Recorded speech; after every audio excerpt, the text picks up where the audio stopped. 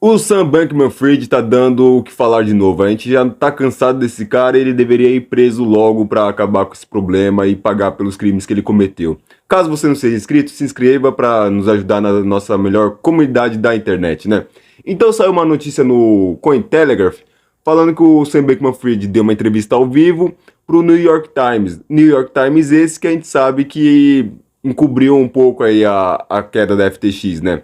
Eles falaram que era apenas um deslize na carreira de um democrata, de um jovem trader que ficou rico, bilionário em 4 anos, um doador de campanhas muito bom, a favor do ESG, a favor do POS, né, o Proof of Stake, e que é um cara que teve tantos acertos que um errinho desses aí não deveria ser cobrado assim, do jeito que estavam cobrando, né? Um errinho assim, tipo um errinho de 10 bilhões diretamente do dinheiro dos clientes e um errinho que pode ser 60 bilhões caso as empresas em sequência que tinham alguma parceria com a FTX quebrem também, né?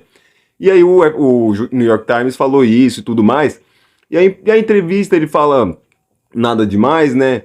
Fala que não sabia da mistura de fundos, né? Que a mistura de fundos foi, por acaso, foi feita, mas que ele não sabia que ele estava misturando os fundos, né? Ele não sabia que misturar fundos assim era perigoso para tanto a Alameda quanto para a FTX, né? E essas misturas de fundos foi pelo token FTT, né? Ele emitia tokens, falava que os tokens valiam tanto, as pessoas acreditavam, e ele se financiava vendendo os próprios tokens, né?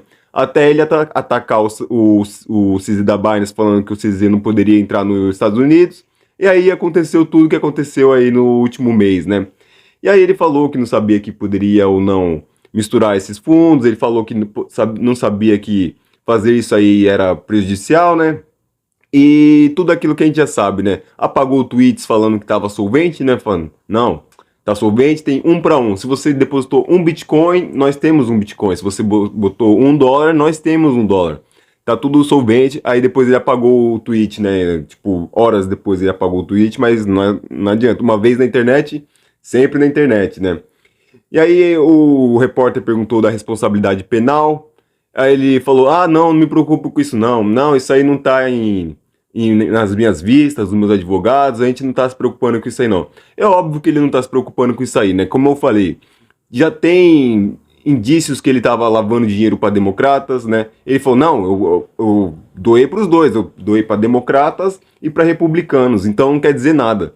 Só que ele não fala que depois ele doou alguns milhares de dólares para republicanos e milhões e milhões e milhões de dólares para os democratas e tinha a possibilidade de doar 1 bilhão para essas midterms que acabaram no começo do mês de novembro, né? E ele falou que ia doar e tudo mais, e chegou em cima da hora ele não doou e logo depois ele quebrou. Então a gente já sabe que teve algum problema aí, porque não é normal o cara falar que vai doar 1 bilhão, desiste, logo depois quebra, né? É curioso. E o repórter não fala por que ele era tão pró-regulação, por que ele era contra o Proof of Work, né? Porque ele apoiava ONGs que eram contra o Bitcoin, né? O repórter não perguntou nada disso aí. Ele não perguntou a questão de lavagem de dinheiro. Ele é um democrata, o repórter é um democrata do New York Times que é amigo do Sam Bankman-Fried. Então, lógico que você vai entrevistar um amigo, você vai perguntar algumas coisas e outras coisas não, né? E o Sam Bankman-Fried, ele deu uma entrevista para a Tiffany Fong, né? O Tiffany Fong tem um canal muito bom no YouTube sobre criptomoedas, né? E um pouquinho antes de abrir falência, falou que estava tudo certo, teve um problema, que eu ferrei tudo, mas a gente vai dar a volta por cima, né? Acontece que o cara ferrou com tudo, né? Aí fala que responsabilidade legal, ele penal, né? Ele não se preocupa. E que nem eu falei também, era mais importante ele pagar todo mundo das Bahamas, né? Não bloquear saques nas Bahamas, pagar o que deveria pagar para as autoridades das Bahamas, porque nas Bahamas ele não seria preso. E aconteceu exatamente o que eu falei. O pessoal, ele vai para Argentina. Ele não vai para Argentina. E vai para Argentina fazer o quê? Vai ser linchado na Argentina, no mínimo, né? Faz mais sentido ele ficar nas Bahamas, pagar todo mundo das Bahamas e pronto. E ele fez uma burrice, ao meu ver, de ter cessado o serviço da FTX dos Estados Unidos, que a FTX dos Estados Unidos estava solvente. Então ele fez alguma burrice aí que a gente não sabe.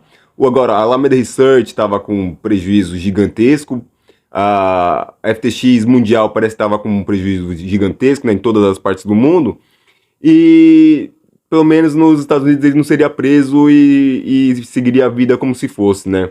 Então é isso aí, o Sam Bankman-Fried, ele fez um monte de analogias que não fazem nenhum sentido, do jeito que ele sempre faz, né? O repórter não perguntou as coisas que deveriam ser perguntadas e acaba assim o problema dele, né?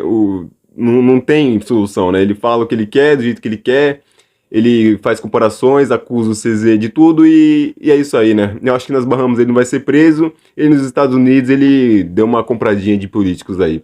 Então é isso aí, um abraço, fique com Deus, se inscreve no canal, deixa o like e falou!